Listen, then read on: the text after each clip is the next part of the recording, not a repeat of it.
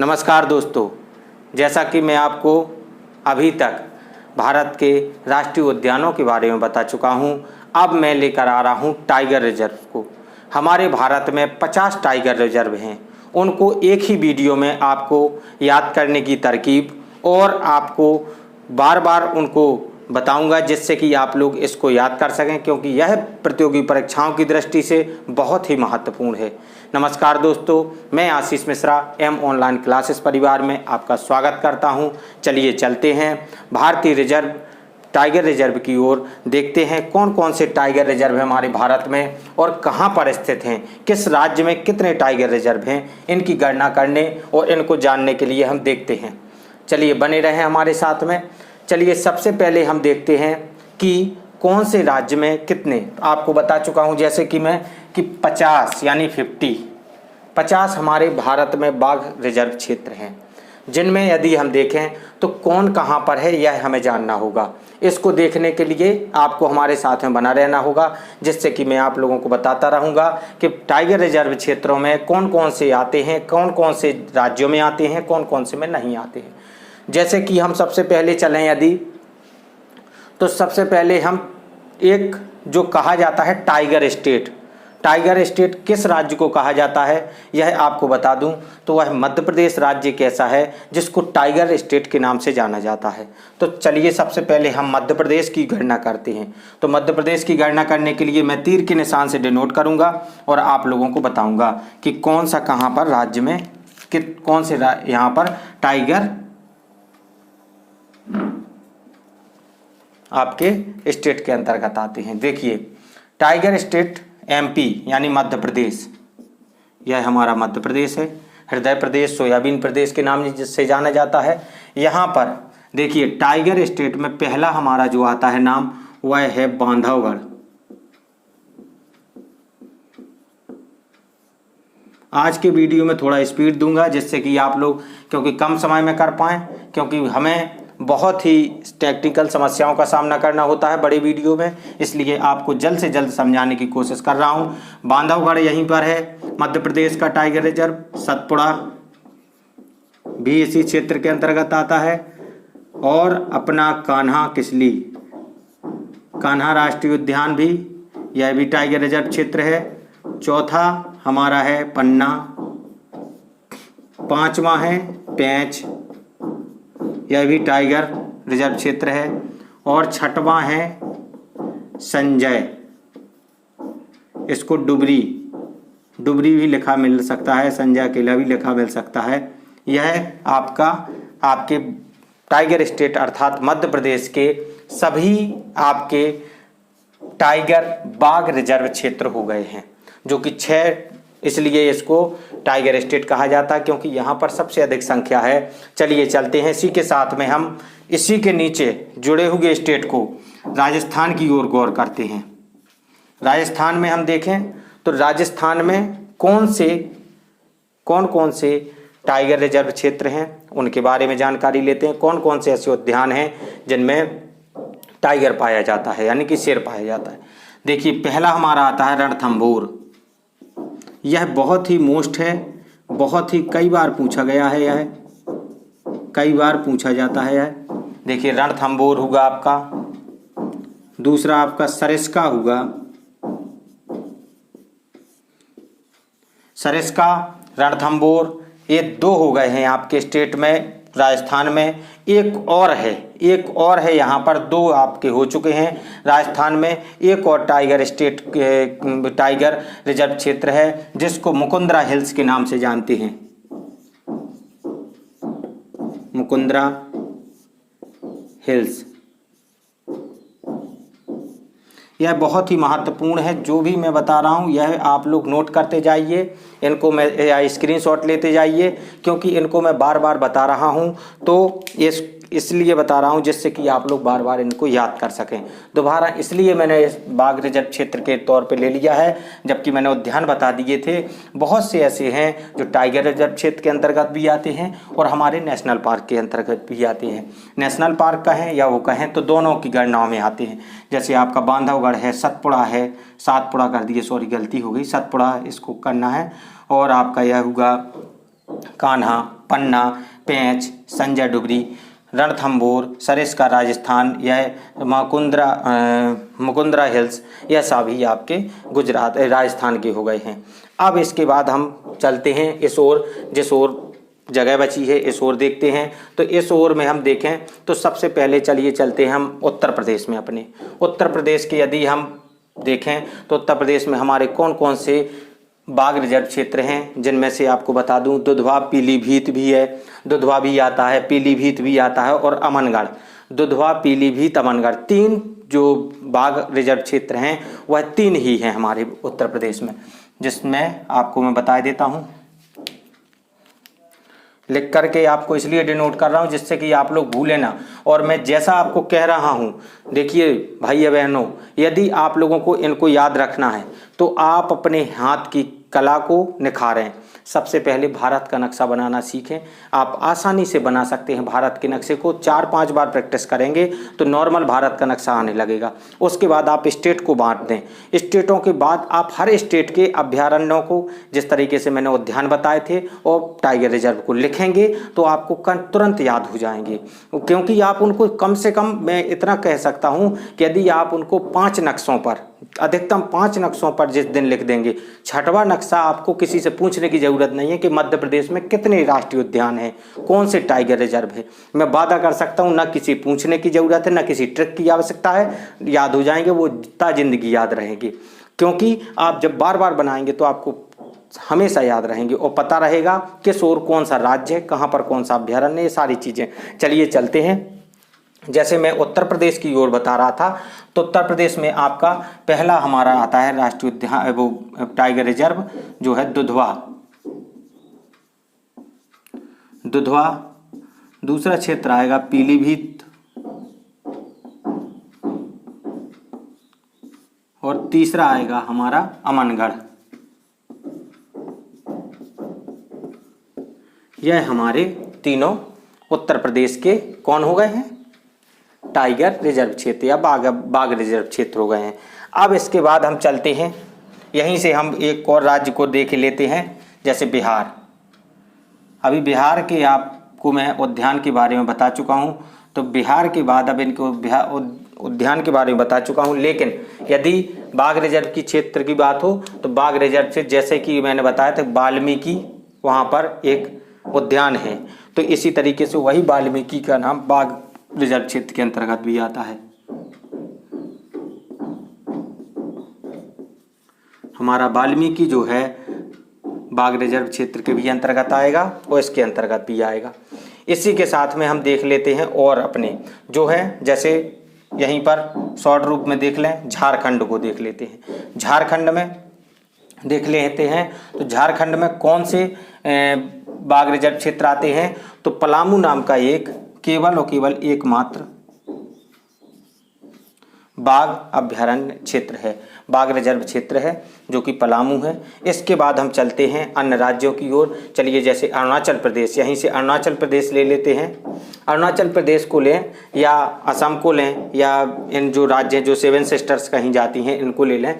तो चलिए चलते हैं। सबसे पहले हम ले लेते हैं, इसके बाद यहाँ पर अभी उत्तराखंड रह गया, जगह यहाँ पर कम है, लेकिन इस जगह का उपयोग करने के लिए हम इन प्रदेशों को ओर बढ़ते हैं। पहले चलिए, पहले अरुणाचल प्रदेश की ओर नज़र डालते हैं। अरुणाचल प्रदेश के लिए यहाँ पर जगह है, तो अरुणाचल प्रदेश को सबसे पहले लिखते हैं। आपको मैं बता चुका हूँ नामदफा, नामदफा मैं बता चुका हूँ, जो कि उद्यान के अंतर्गत भी आता है और आपका बाघ रिजर्व क्षेत्र भी है। नामदफा मैं बता ही चुका हूँ। और पाकुई और कमलांग, पाकुई और कमलांग, यह आपके 3 क्षेत्र हो गए हैं। देखिए देख लीजिए, जैसे मैं बता रहा हूँ आपको, मैंने बताया उत्तर प्रदेश में देखिए दुधवा राष्ट्रीय दुधवा बाघ रिजर्व क्षेत्र है, पीलीभीत है और अमनगढ़ है। और हमारा बिहार के अंतर्गत जो आएगा वह वाल्मीकि है। और अरुणाचल प्रदेश के अंतर्गत जो आएगा वह नामदफा है और आपका पाकुई है और कमलांग है। इतने आपके बाघ अब रिजर्व क्षेत्र हो चुके हैं। अब हम चलते हैं और दूसरों की ओर, तो हम देखते हैं सबसे पहले चलिए चलते हैं मिजोरम की ओर। तो मिजोरम का, यदि मिजोरम की चर्चा करें तो मिजोरम में कौन सा ऐसा अब बाघ रिजर्व क्षेत्र है जो मिजोरम के अंतर्गत आएगा, उसको हम देखते हैं कि मिजोरम में कौन सा आएगा। तो मिजोरम में केवल और केवल एक ही बाघ रिजर्व क्षेत्र है जिसका नाम है डम्फा। इसको डम्फा कहते हैं, यह डम्फा बाघ रिजर्व क्षेत्र है, तो इसको मिजोरम के अंतर्गत यह आएगा। इसके बाद हम आते हैं और अन्य की ओर, जैसे यहीं से निपटा लेते हैं, चलिए यहीं से ख़त्म कर लेते हैं। एक और राज्य जो बचा हुआ है इसको क्यों छोड़ें, उड़ीसा है। उड़ीसा का देखिए, मैं उद्यान की चर्चा जो मैंने की थी वह मैंने बताया था सिमलीपाल। तो सिमलीपाल जो वहाँ पर उद्यान बताया था वही बाघ रिजर्व क्षेत्र भी है। तो सिमलीपाल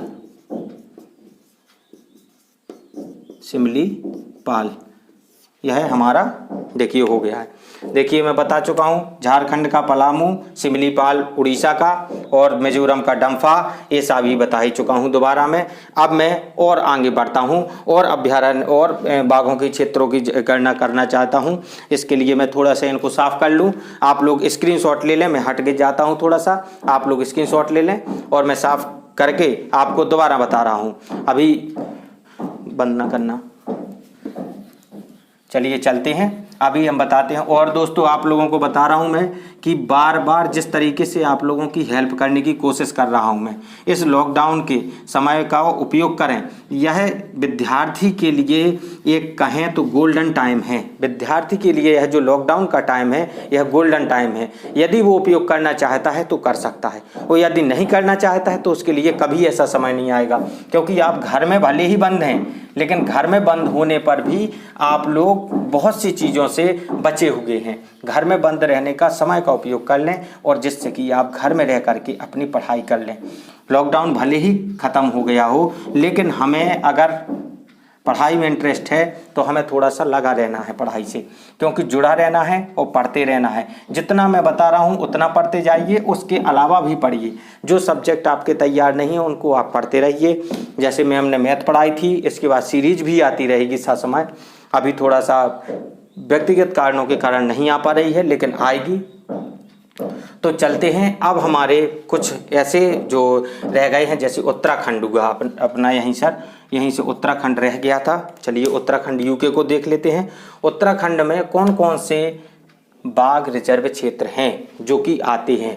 बाघ रिजर्व क्षेत्र आपको बता चुका था पहले, मैं उद्यान तो बता चुका था, काफ़ी थे, लेकिन बाघ रिजर्व क्षेत्र के अंतर्गत केवल और केवल मात्र उत्तराखंड से 2 ही आते हैं, जिसमें से आपका जिम कॉर्बेट है, एक राजाजी है। तो याद रखना है, जिम कॉर्बेट आपको बता चुका हूँ, यह हमारे भारत का पहला उद्यान क्षेत्र है। तो जिम कॉर्बेट, और दूसरा आता है आपका राजाजी नेशनल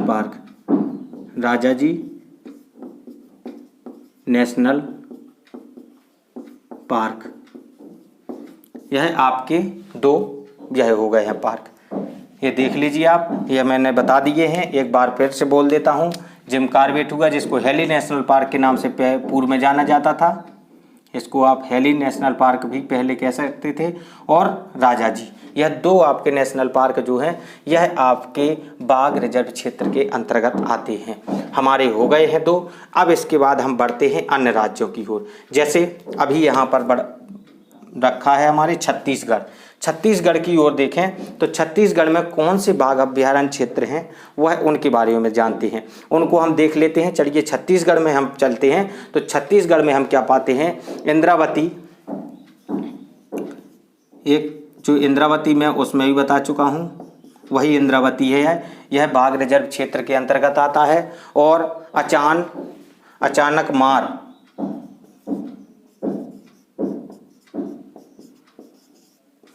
मार, यह भी आपका इसी के अंतर्गत आता है, छत्तीसगढ़ के अंतर्गत। यह भी आपका बाघ अभ्यारण्य क्षेत्र है। इंद्रावती हुआ और अचानक मार, यह दोनों आपके बाघ अभ्यारण्य क्षेत्र के अंतर्गत आते हैं। और एक है उदंती सीता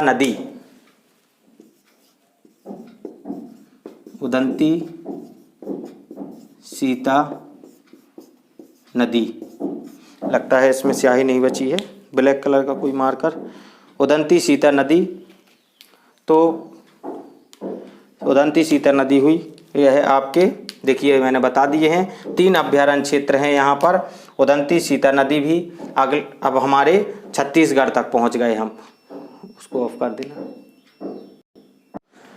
चलिए दोस्तों, टेक्निकल प्रॉब्लम के कारण हमारा वीडियो ब्रेक होना पड़ा हमें।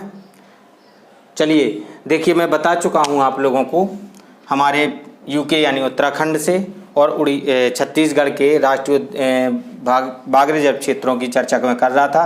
तो यहाँ पर इंद्रावती है आपका, और अचानकमार और उदंती सीता नदी, इतने आपके यह छत्तीसगढ़ के हो गए। अब इसके बाद हम चलते हैं अन्य राज्यों की ओर। अन्य राज्यों की ओर चलने से पहले चलिए देखते हैं कि हमारे कौन से राज्य रह गए हैं। जैसे कि अब महाराष्ट्र में हम चलते हैं, तो महाराष्ट्र के अभ्यारण्यों की चर्चा करने के लिए चलिए महाराष्ट्र को हम ऊपर की ओर ले चलते हैं, जिससे कि आप लोगों को साफ साफ दिख जाए। ऊपर की ओर ले चलते हैं महाराष्ट्र के लिए। यहाँ से मैं तीर को इधर ले जा रहा हूँ। अब यहाँ पर महाराष्ट्र के बाघ रिजर्व क्षेत्र की चर्चा कर रहा हूँ। देखिए बताता हूँ। तो पहले नंबर पर हम बताते हैं कि हमारा कौन सा महाराष्ट्र में बाघ रिजर्व क्षेत्र है, जिसमें से आपका आएगा भेलघाट। एक आएगा आपका भेलघाट, एक आपका भेलघाट आएगा। दूसरा आपका पेंच भी बाघ रिजर्व क्षेत्र है। तीसरा बोर भी आपका बाघ रिजर्व क्षेत्र है। चौथा आपका सहाय,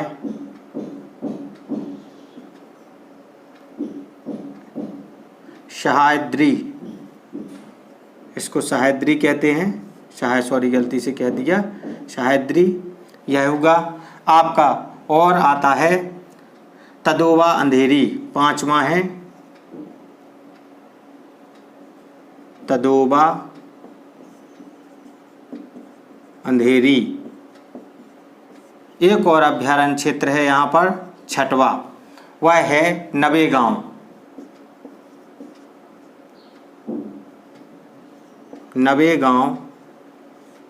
नवेगांव आपका, जिसको नागजिरा, नवेगांव नागजिरा भी कहते हैं इसको। तो यह आपके 6 बाघ रिजर्व क्षेत्र, जिसमें से आपको मैं बता चुका हूँ कि पहला आता है हमारा महाराष्ट्र से भेलघाट, फिर आता है पेंच, फिर आता है बोर, फिर आता है सहाद्री, फिर आता है तदोवा अंधेरी, फिर नवेगांव नागजिरा। इतने हमारे बाघ रिजर्व क्षेत्र महाराष्ट्र के अंतर्गत आते हैं। इसके बाद हम इन्हीं की ओर चर्चा करते हुए आगे भी बढ़ रहे हैं। तो आगे जो छूने सुन लो, हाँ चलिए, इसके बाद हम चलते हैं हमारे अगले राज्य की ओर। अगला राज्य हमारा आता है तेलंगाना। तेलंगाना के अंतर्गत जो बाघ रिजर्व क्षेत्र आते हैं उनकी बात करते हैं। तेलंगाना के अंतर्गत हमारे बच्चों 2 ही बाघ रिजर्व क्षेत्र आते हैं, जिनमें से आपको बता दें, एक है अमराबाद, एक हमारा अमराबाद आता है तेलंगाना के अंतर्गत। दूसरा आता है काबल। आप लोगों को जैसा मैं बताता जा रहा हूं वैसे आप बार बार नोट करते जाइए, नक्शे को बना करके देख लेना। मैं गारंटी ले सकता हूं आपको एक बार में याद हो जाएंगे, और जब आप 2-3 बार बनाएंगे तो आपको याद हो ही जाएंगे। पर राज्य के हिसाब से टाइगर रिजर्व क्षेत्र जो भी हैं वैसे आपको सभी याद हो जाएंगे। अमराबाद हुआ आपका और काबल, यह तेलंगाना के जो अंतर्गत आते हैं बाघ रिजर्व क्षेत्र हैं, जिनमें से हम सुपर 50 आज पढ़ रहे हैं। जो हमारे सुपर 50 हैं वही प्रश्न आपको बता रहा हूँ। इस 50 प्रश्न या 50 जो हमारे रिजर्व क्षेत्र हैं, इससे 50 प्रश्न से भी अधिक बन सकते हैं आपके। चलिए चलते हैं। अब हम देखते हैं कौन से राज्य की ओर। अब हमें जगह थोड़ा सा इसको साफ करनी होगी। चलिए इसको साफ कर देते हैं। आप स्क्रीनशॉट लेना हो तो इसके बाद, क्योंकि मुझे कर्नाटक बताना है इसको, क्योंकि मुझे ये जगह की आवश्यकता है, क्योंकि स्क्रीन को देखते हुए, दृष्टिगत रखते हुए हमें कार्य करना है। जैसे कि अब कर्नाटक की ओर चलें, तो कर्नाटक के रिजर्व क्षेत्र को देखते हैं, बाघ रिजर्व क्षेत्र को। तो कर्नाटक में सबसे पहला नाम आता है बांदीपुर। बांदीपुर राष्ट्रीय उद्यान, जो कि नाम मैंने बता चुका हूँ, यह भी टाइगर रिजर्व क्षेत्र के अंतर्गत आता है। दूसरा हमारा है जो नागरहोल, जिसका आज मैं प्रश्न दे चुका हूँ नागरहोल के बारे में, यह किस राज्य में स्थित है, इसके बारे में मैंने प्रश्न अपने उसमें दे दिया है, यूट्यूब पर आप देख सकते हैं, इसका प्रश्न पूछा गया है। तीसरा है भद्रा, चौथा है दांदेरी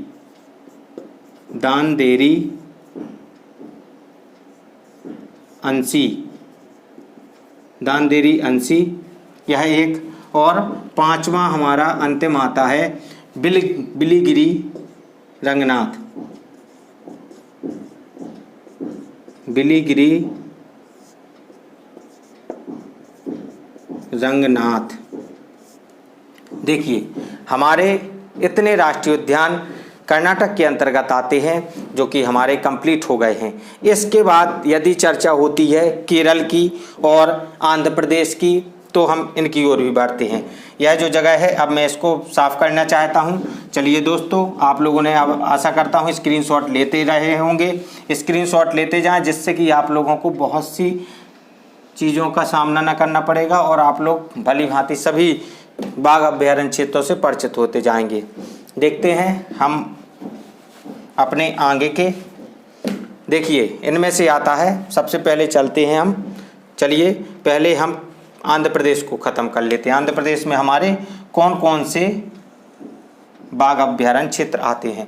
तो आंध्र प्रदेश के अंतर्गत दोस्तों आपको बता दूं, केवल और केवल एक ही अभ्यारण्य क्षेत्र आता है, केवल और केवल एक ही आता है, जिसका नाम आपको बता दूं कि जिसका नाम जो है नागार्जुन सागर श्रीशैलम, नागार्जुन सागर श्रीशैलम।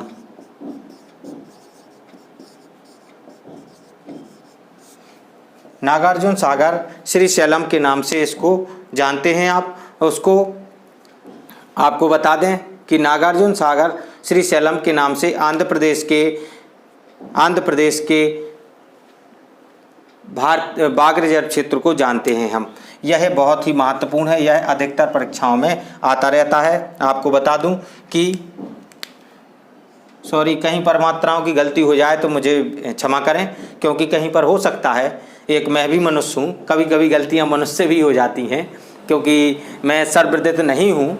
शिक्षक भी हमेशा सीखता है, उसको आपसे भी सीखने की आवश्यकता होती है, वह हमेशा सीखता रहता है। तो आपको बता दूं कि इसी तरीके से वह सीखता रहता है। तो नागार्जुन इसको कहा गया है, या नागार्जुन भी कई जगह पे लिखा मिल सकता है, अलग अलग पुस्तकों में अलग अलग चीज़ें लिखी मिल सकती हैं दोस्तों। तो आपको बता दूं, या तो नागार्जुन या नागार्जन हो सकता है उसका। चलिए ठीक है, देखते हैं हम अगले अब प्रदेश की ओर। अब हमारा रह गया है जो वह प्रदेश है जिसमें बाघ रिजर्व क्षेत्र बचा हुआ है, वह है एक और राज्य यहाँ पर जो है केरल को हम यहाँ उठा लेते हैं, केरल को हम यहाँ पर डिनोट कर देते हैं। केरल में कौन से बाघ रिजर्व क्षेत्र आते हैं, तो केरल के अंतर्गत देखते हैं कि हमारे कौन कौन से आते हैं। तो पहला जो नाम आता है वह बहुत ही प्रसिद्ध राष्ट्रीय उद्यान है, उसका नाम आता है, वह है, आपको बता दूं, पेरियार।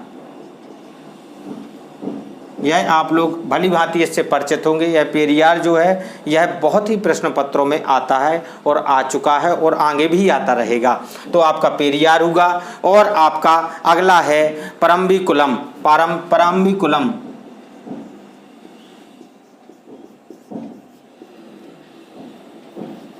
परम्बिकुलम।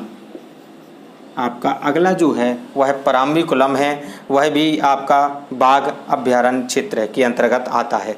अब हम देखते हैं कि हमारे कौन कौन से राज्य रह गए हैं। तो आपको बता दूं, मैं अधिकतर राज्यों को कर चुका हूं, लेकिन अभी हमारा पश्चिम बंगाल भी रह गया है और हमारा महाराष्ट्र भी हो चुका है, पश्चिम बंगाल रह गया है और हमारा तमिलनाडु, अभी तमिलनाडु भी रह गया है। चलिए चलते हैं, अब इनको साफ कर लेते हैं। आप स्क्रीनशॉट ले लें, आशा करता हूं कि आप लोगों ने ले लिया होगा। चलिए अब चलते हैं हम तमिलनाडु की ओर। तमिलनाडु के और पश्चिम बंगाल, 2 राज्यों से होकर। और इसके बाद हम चलेंगे, एक और राज्य रह गया है जिसको आपको बताऊंगा मैं। एक राज्य और है जो असम है, वहाँ के भी अभी हमने बाघ रिजर्व क्षेत्र नहीं लिए हैं। तो असम से शुरुआत करते हैं। चलिए पहले हम ऊपर से असम से शुरुआत करते हैं। तो असम के बता देते हैं आप लोगों को। असम के जो है, असम का जो पहला आता है वह है काजीरंगा। पहला नाम आता है काजीरंगा। यह राष्ट्रीय उद्यान आपका काजीरंगा है। और आपका मानस, नमेरी, ओरांग, मानस, नमेरी और चौथा आता है ओरांग। यह हमारे 4 जो बाघ रिजर्व क्षेत्र हैं, यह असम के अंतर्गत आते हैं दोस्तों। तो बाघ रिजर्व क्षेत्र में हमारा काजीरंगा, मानस, नमेरी, ओरांग, यह 4 हमारे बाघ रिजर्व क्षेत्र आ चुके हैं। अब हम चलते हैं पश्चिम बंगाल को, क्यों छोड़ दें, यह भी हो जाए क्योंकि यह भी अभी खाली पड़ा हुआ है। तो पश्चिम बंगाल को भी अब ले लेते हैं हम। तो पश्चिम बंगाल के जो अभ्यारण्य क्षेत्र हैं, बाघ रिजर्व क्षेत्र हैं, उनको हम बताते हैं। तो 2 ही अभ्यारण्यों के नाम आते हैं इसमें। एक आता है बुक्सा, एक नाम आता है सुंदरबन। सुंदरबन देखिए, पश्चिम बंगाल के लिए इन कुछ चीज़ों के लिए आप ट्रिक भी देख सकते हैं। जैसे बंगाल, पश्चिम बंगाल में बा लगा हुआ है, बुक्सा में भी बा है, सुंदरबन में भी बा है, लेकिन वाह रूप में है, लेकिन बा है। तो सुंदरबन हुआ और पश्चिम बंगाल हुआ। और सुंदरबन आप लोग जानते होंगे, पश्चिम बंगाल में माता की पूजा होती है, माता से सुंदर कुछ नहीं, इसलिए सुंदरबन हमारा पश्चिम बंगाल में है। आप लोग इस की ट्रिक भी समझ सकते हैं, इसी तरीके से ट्रिक भी बना सकते हैं। अब आते हैं हम तमिलनाडु की ओर। हमारा अंतिम राज्य रह गया है। हम स्क्रीनशॉट ले लें आप लोग, मैं इनको साफ करना चाहता हूँ क्योंकि तमिलनाडु में हमारे कुछ जो बाघ रिजर्व क्षेत्र हैं वह अधिक हैं, जिनकी हमें आवश्यकता है जगह की, इसलिए हम अब तमिलनाडु की ओर चल रहे हैं। तो तमिलनाडु को लेते हैं। इस जगह में, खाली जगह में तमिलनाडु का यूज करते हैं। तमिलनाडु कहाँ, कौन कौन से यहाँ पर बाघ रिजर्व क्षेत्र हैं, तो आपको बता दूं कि पहला जो नाम आता है अन्नामलाई। पहला जो नाम आता है वह है अन्नामलाई। अन्नामलाई, मुदुमलाई, यह दोनों नाम अन्नामलाई, मुदुमलाई, यह आपके अभ्यारण्य में उसमें भी मिलेंगे, उद्यान में भी और इसमें भी मिलेंगे। तो अन्नामलाई होगा, मुदुमलाई होगा। इसके बाद आता है सत्यमंगलम। सत्यमंगलम, यह भी आपका। और इनके लिए देखिए आप, जैसा मैं बताता जा रहा हूँ, तमिलनाडु में ला होता है, आपको पता है तमिलनाडु में कैसा लिखा होता है, तमिलनाडु। इसके लिए ट्रिक बता रहा हूँ। इसका जो ला है, आप लोग देखते रहिए, देखिए इसमें ला है, ला का उपयोग देखिए। अन्नामलाई, यहाँ पर भी देखिए ला है।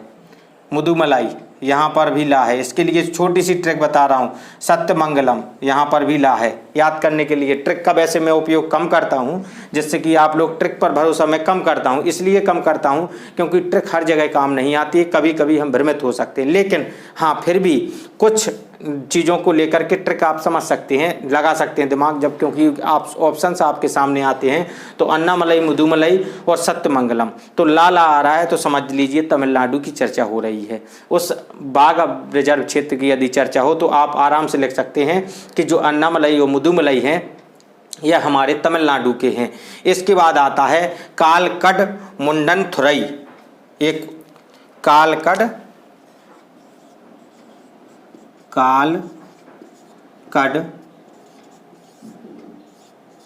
मुंडनथुरई। अब हमारे पूरे अभ्यारण्य समाप्त हो गए हैं। वैसे मेरे हिसाब से कोई भी राज्य वंचित नहीं रह गया है, सभी राज्यों के हमने कर लिए हैं। केरल भी हो चुका था हमारा, केरल भी यहाँ हो चुका था। अब हमारे सभी राज्यों के जो अभ्यारण्य है वो बाघ रिजर्व क्षेत्र हैं वह हो चुके हैं। दोस्तों आप लोग स्क्रीनशॉट ले लें। मैं चाहता हूं कि आप लोग, मैं हट गया हूं, आप लोग स्क्रीनशॉट ले लें और ससमय लेते रहें। और चलिए असम भी हमारा हो चुका था ना, असम हो चुका, हाँ काजीरंगा वगैरह हो चुके। चलिए दोस्तों अब मैं विदा लेना चाहता हूं। आप लोगों के बीच में इसी तरीके से आता रहूँगा, आप लोगों की हेल्प करता रहूँगा और मैं आशा करता हूं कि हमारे चैनल को ज़्यादा से ज़्यादा विद्यार्थी, ज़्यादा से ज़्यादा स्टूडेंट शेयर कर रहे होंगे। और अगली क्लासों में मैं लाइव भी आऊँगा। आप लोगों को बता देता हूँ अगली क्लासों में लाइव आने की कोशिश कर रहा हूँ, क्योंकि हमारे अभी इस क्षेत्र में नेटवर्क की प्रॉब्लम है, इसलिए मैं लाइव नहीं आ पा रहा हूँ। कहीं ना कहीं नेटवर्क, आंधी तूफान बारिश हो रही है, इसी वजह से मैं आप लोगों के बीच में लाइव नहीं आ पा रहा हूँ। लेकिन कोशिश यही है कि जल्द से जल्द मैं आपके बीच में लाइव आने की कोशिश करूँ, आप लोग मेरे सामने हो और मैं आपके सामने हूँ। जिस तरीके से क्लास में एक स्टूडेंट शिक्षक के सामने होता हो उसी तरीके से आपको पढ़ाना चाहता हूँ। मुझे भी खुशी होगी कि मैं आपकी जितनी मदद कर सकूँ। और आपको बता देता हूँ जो लेखपाल की स्पेशल तैयारी कर रहे हैं उसके लिए भी मैं ग्रामीण समाज की एक बहुत ही अच्छा एक क्वेश्चन का पार्ट शुरू करने जा रहा हूं, जिसका पहला पार्ट आपको बहुत ही जल्द मिल जाएगा। उसको भी, उसके क्वेश्चंस आपको पीपीटी के थ्रू बताऊंगा, उसके आंसर्स बताऊंगा। धन्यवाद दोस्तों। हमारे चैनल को आप सब्सक्राइब करिए, लाइक करिए और शेयर करिए और बेल आइकन को प्रेस अवश्य करिए, जिससे कि आपको हमारी सूचनाएं नए वीडियोज़ की मिलती रहेंगी। हमारा सहयोग करते रहिए और हमारे वीडियोज़ को, प्रत्येक वीडियोज़ को देखते रहिए। धन्यवाद दोस्तों। जय हिंद दोस्तों। वंदे मातरम दोस्तों।